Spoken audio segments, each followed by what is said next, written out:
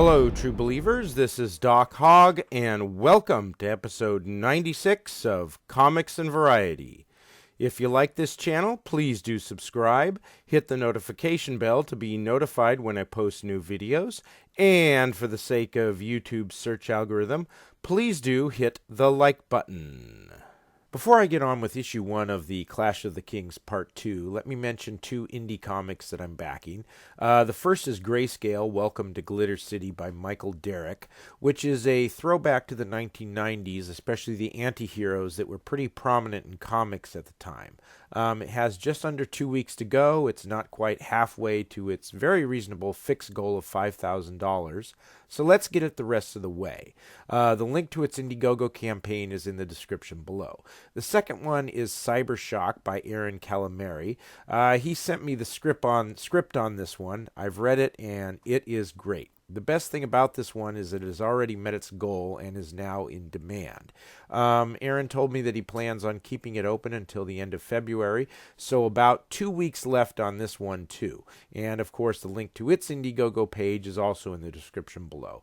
And just to let you know, I'm going to tell you more about why I'm backing this comic and why I'm backing Grayscale after I do my review of Clash of the Kings. I will go into more detail, and you won't want to miss it, so stick around after the review.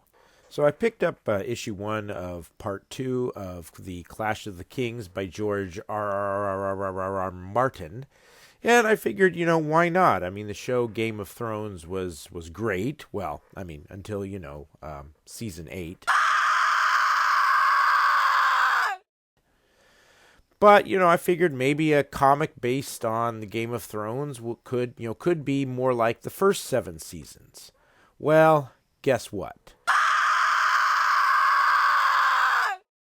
Yes, this comic book put it on your don't buy list. Indeed, here is the actor Angus McFadden giving us a summary of this comic. They do nothing but talk. Yeah, that's it. All talk, no action. You open this comic, and just by thumbing through it, you'd think that there is more space dedicated to dialogue bubbles than actual, art.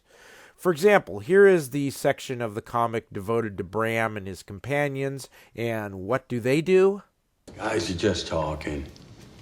Talking, la la la la la. Like they go on and on and on for page after page about a dead uncle and visions and Warg the shapeshifter, etc., etc., etc. Hey, somebody throw someone out a window. I'm bored.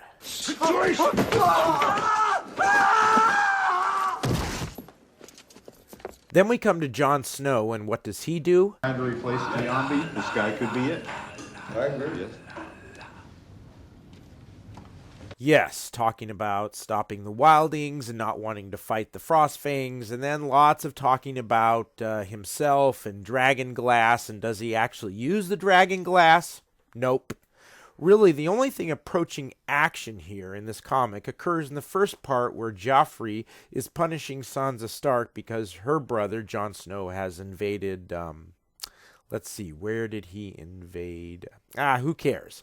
It's the only thing, though, resembling action. The only thing that gets in the way of all the talk. And yes, the part with Joffrey and Sansa has lots of talk, too. And frankly, I think what Joffrey does to Sansa is wrong. Just wrong. I mean, trust me on this, guys. You want the roles reversed. You want the woman to dole out the punishment. To finish, I'll just say that this seems like a comic book that was produced on the theory of, hey, it's Game of Thrones and George R.R.R. Martin. We'll throw that on the cover and it will sell. Who cares what's on the inside? So, again, don't buy it. Okay, now moving on to the 2 comics that I'm backing. The creator of Grayscale Glitter City, Michael Derrick, gave me a sneak peek at his comic book, and the comic is about a wisecracking vigilante operating out of Glitter City, which is based on Las Vegas. You can see some of the finished art on the Indiegogo page. Again, the link is in the description below.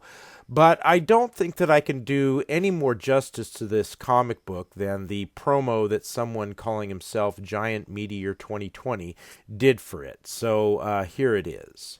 Hey there, do you like 90s comics?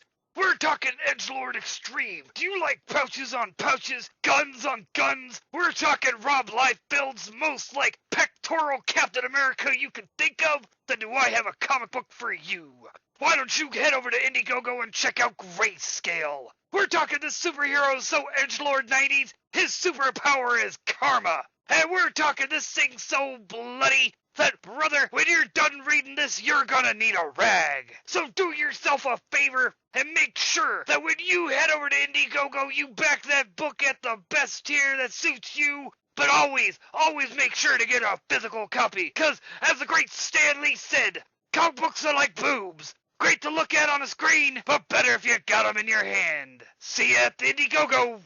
Yeah, I can't do any better than that, so let's now move on to Cybershock. Okay, let me start by saying that the creator of Cybershock, Aaron Calamari, had a previous campaign called Extractors, a comic book that failed to reach its goal on Indiegogo. Well, clearly he has learned from that campaign because he set a lower goal this time and reached it. But that's not the only thing he's learned. I also read the script for Extractors, and then now, after reading the one for Cybershock, it is fair to say that he has improved a lot.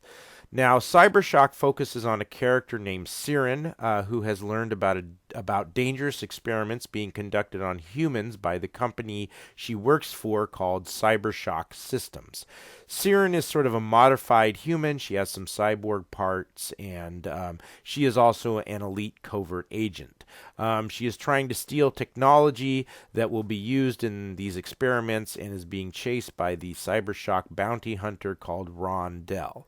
There are a lot of good battle scenes in this, and best of all, and this is why I say that Aaron has really improved here, there is an outstanding twist at the end. I never saw it coming, and I doubt that you will either. I have not seen a twist this good since Zane Shinwari's comic book Elemental Balance, a comic that I loved. And now, what is that twist?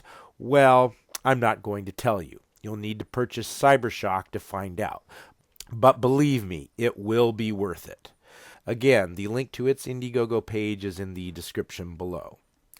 Okay, that's all for now. Until next time, have a very nice day. Oh, hurt me, mama!